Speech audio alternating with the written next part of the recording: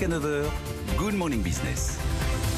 Il est 8h17 et vous savez que ce week-end, une cyberattaque a provoqué la fermeture du plus grand oléoduc d'essence aux États-Unis, menaçant l'approvisionnement de certaines stations-service. Et donc, nous avons invité Guillaume Poupard, le directeur général de l'Agence nationale de la sécurité des systèmes d'information. Bonjour. Bonjour. C'est un peu le service public de la prévention et de la guérison d'attaques informatiques, de cyberattaques. On le voit, les pirates désormais s'attaquent aux États, ou tout du moins leurs infrastructures, risquant de paralyser un pays entier.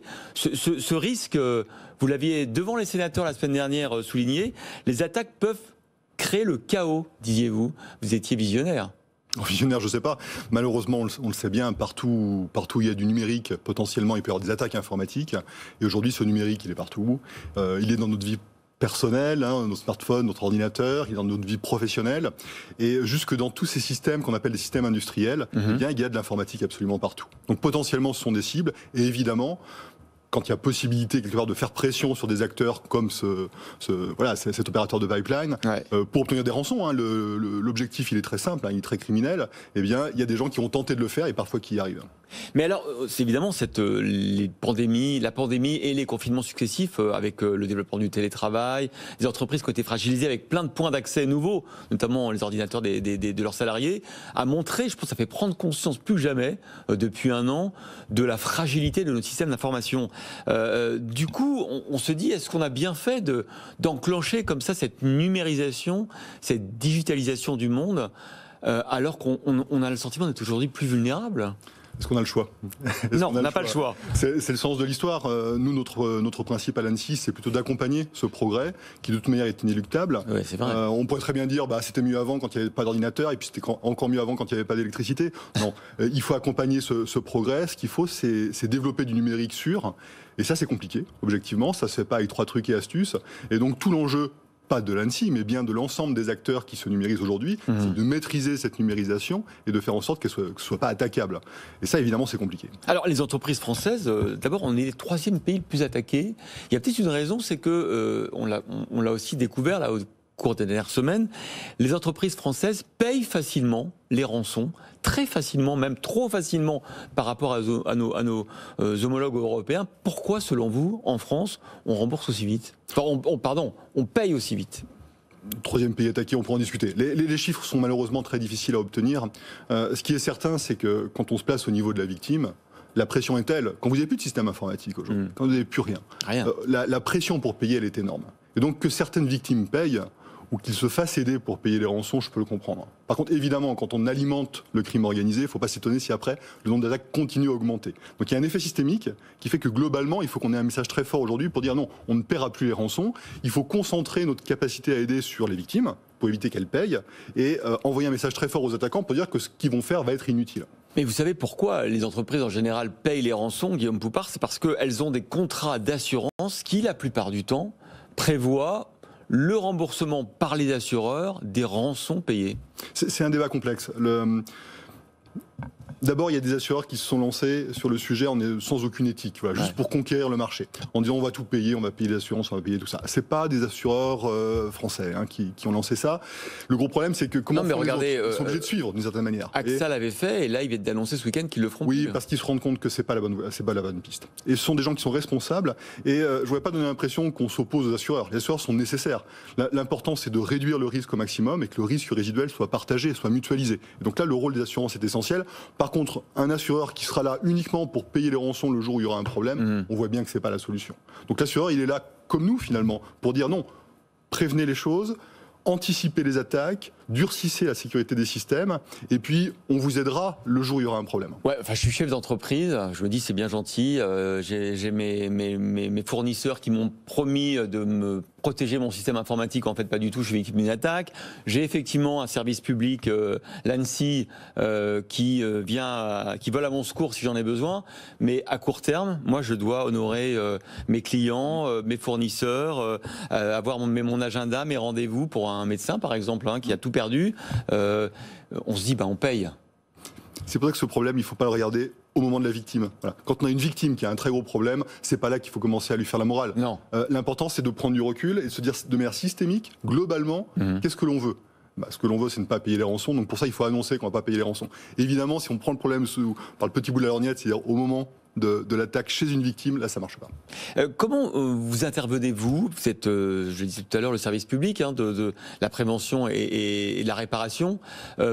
Pourquoi je vais contacter l'ANSSI avec ses 500 agents, des grands spécialistes, des informaticiens, etc. Pourquoi je vais vous contacter, vous, plutôt qu'un prestataire privé? Comment se fait l'arbitrage et quel est votre rapport spécifique? Alors, notre rapport est d'abord en amont. Il faut bien dire que c'est la prévention qui doit primer pour éviter les catastrophes. Il faut éviter un maximum de catastrophes. Ouais. Donc l'ANSSI fait beaucoup de prévention. Et de manière soft, on publie des guides. Allez sur notre site, il y a plein de guides qui permettent de se sécuriser. Donc ça, j'encourage ceux qui l'ont pas fait à aller voir. On fait de la réglementation aussi pour les acteurs les plus critiques, ce qu'on appelle les opérateurs d'importance vitale. Donc ceux qui sont vitaux pour la nation, c'est obligatoire de faire de la cybersécurité. Et c'est nous qui fixons les règles et qui contrôlons leur bonne application. Et puis après, en effet, en termes de ce qu'on appelle de réponse à incident, quand il y a une victime qui a une importance majeure en termes de sécurité nationale ou pour notre économie, eh bien, on peut être amené à intervenir chez la victime. Mais normalement, ce sont bien des prestataires privés qui interviennent, et les deux ne sont pas incompatibles. La plupart du temps, quand on intervient, il y a des prestataires privés qui sont là. Il y a également l'ANSSI pour des choses ponctuelles, parfois pour accélérer la remise en route, mais il n'y a certainement pas de compétition ou d'opposition entre les deux. Et puis pour les plus petits acteurs, malheureusement, on n'a pas la capacité à aider. Donc là, il faut impérativement passer par des prestataires que l'on qualifie par ailleurs, qui sont des prestataires compétents, de confiance, qui peuvent aider à la réparation. Mais j'insiste, la réparation, c'est trop tard. Donc il faut le faire, évidemment. Ce qu'il faut, c'est anticiper au maximum. Comment on fait pour poursuivre les pirates? Ça a l'air d'être très compliqué parce que souvent, ils ne sont pas sur le territoire français, même peut-être pas sur le territoire européen. Qu'est-ce qui manque au niveau de notre système répressif?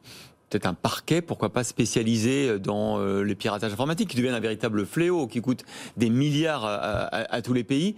Qu'est-ce qu'il faudrait faire de plus pour être plus efficace en matière de répression? On a déjà des personnes spécialisées en cyber au niveau du parquet de Paris, qui font un travail formidable, objectivement.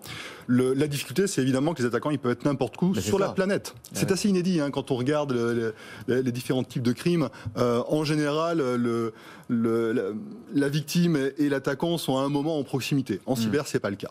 Et donc, évidemment, les attaquants, ils sont pas fous. Ils vont pas se mettre en France, ils vont pas se mettre en Europe, ils vont aller se mettre dans des pays qui n'ont pas signé les conventions d'entraide judiciaire, voire même ils vont se mettre dans des zones de non-droit. Il y a des zones de non-droit sur la planète, évidemment, où il n'y a plus d'État, où plus personne ne contrôle rien. Donc, ou même des États qui sont complices parfois. Ça peut arriver. On pense à la Russie, par exemple, qui a souvent été suspectée. De moins en moins, mais on peut imaginer des stratégies de court terme de certains États qui protégeraient des attaquants pour avoir une sorte de réserve, un peu de réserve opérationnelle, on dirait dans d'autres termes.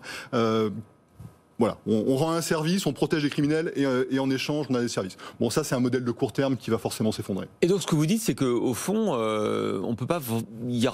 Il reste des zones de non-droit, des zones où les pirates sont protégés, et donc on ne pourra pas aller les chercher. Donc en fait, on ne pourra pas tous aller les chercher. Ça n'empêche pas de. Il y a beaucoup de pirates qui sont identifiés et condamnés. Les petits, oui. Donc ça n'existe plus, les petits pirates. C'est-à-dire l'image qu'on avait il y a 10 ans, il y a 20 ans, de l'adolescent qui fait des bêtises dans sa chambre. On allait chercher. Ceux-là, ils se font attraper, donc c'est plus un jeu. Donc on est passé à de la grande criminalité qui s'organise. Ce sont des mafias qui portent ça aujourd'hui. Il y en a qui sont attrapés. Il y a eu de beaux succès en début d'année en Ukraine, puisque la coopération judiciaire fonctionne avec l'Ukraine, avec des groupes qui se sont fait arrêter et des attaques qui ont arrêté, qui ont stoppé. C'est vraiment le vrai groupe qui a été attrapé, pardon. Donc ça, c'est hyper positif. Après, on les attrape pas tous. C'est pour ça qu'on peut pas compter uniquement sur la répression, sur le volet judiciaire, pour faire cesser les attaques. Ce qu'on a constaté aussi au cours des derniers mois, c'est l'absolu cynisme des pirates informatiques qui se sont attaqués notamment à des hôpitaux pendant la pandémie. Est-ce que pour eux, c'est pas leur réputation et le fait c'est dangereux pour eux d'aller chercher des cibles aussi emblématiques et qui sont pas forcément les plus profitables aussi? C'est étonnant. C'est étonnant. Ah, on est d'accord. Je vous rejoins. Au début de la crise sanitaire, on a eu quelque chose d'incroyable. Ça a été un communiqué de presse de la plupart des grands attaquants qui ont dit on va temporairement suspendre les attaques contre les hôpitaux au vu de la situation. C'est surréaliste quand on y pense un petit peu. Ces attaquants qui font des communiqués de presse déjà, c'est pas classique. Et puis qui arrêtent temporairement, c'est-à-dire qu'ils assument le fait d'attaquer des hôpitaux. Le gros problème, c'est qu'au départ, ils ont attaqué des grandes cliniques, souvent américaines, qui ont payé d'énormes rançons, et donc ça a encouragé cette forme de crime. Et après, il n'y a pas d'éthique. On a affaire aux pires criminels. Donc le côté pirate, corsaire, je sais pas, non, il n'y a pas d'éthique, il n'y a pas de valeur. Ils vont attaquer n'importe quoi. Et c'est vrai qu'attaquer des hôpitaux publics français, ça peut paraître étonnant. On se doute qu'ils vont pas payer de rançon, on se doute qu'ils ne sont pas les plus riches. Et malgré ça, on a eu quand même beaucoup d'attaques depuis quelques mois. Énormément. En France, quelle était, selon vous, la principale attaque qui a le plus menacé nos infrastructures, le fonctionnement de notre pays ? Alors ça, je ne peux pas vous le dire, parce que ce sont des attaques qui sont restées secrètes. Notre pire crainte, c'est quand on découvre un attaquant de haut niveau. C'est facile de savoir s'il est de haut niveau, on regarde ses méthodes d'attaque. Donc s'il a des codes d'attaque très complexes et tout ça, on sait que c'est un attaquant de haut niveau, ça veut dire que c'est un grand État en pratique. Et on a attrapé des grands États qui étaient rentrés dans des systèmes très sensibles, type système énergétique ou système télécom, et sans voler d'informations, juste pour se positionner, se prépositionner. Et on se dit, mais qu'est-ce qu'ils peuvent faire en étant là ? Ils peuvent essentiellement tout éteindre. Et donc, quand vous coupez l'électricité, quand vous coupez les télécoms, c'est le chaos. C'est ça que je mentionnais l'autre jour au Sénat. Le chaos arrive très très vite. Donc c'est ça qu'on veut éviter. Donc ce ne sont pas les attaques les plus visibles. Celles que l'on voit en ce moment sont les attaques criminelles qui font déjà beaucoup de dégâts, qui coûtent très cher à notre économie. Mais il y a bien pire, malheureusement, si je peux me permettre d'être un peu anxiogène. Et le bien pire, vous l'avez pour l'instant déjoué ? Il y a ce qu'on a attrapé. Et puis ce qu'on ne connaît pas, par définition, on ne le connaît pas. Merci beaucoup Guillaume Poupart, directeur général de l'Agence nationale de la sécurité des systèmes d'information, d'avoir été notre invité ce matin.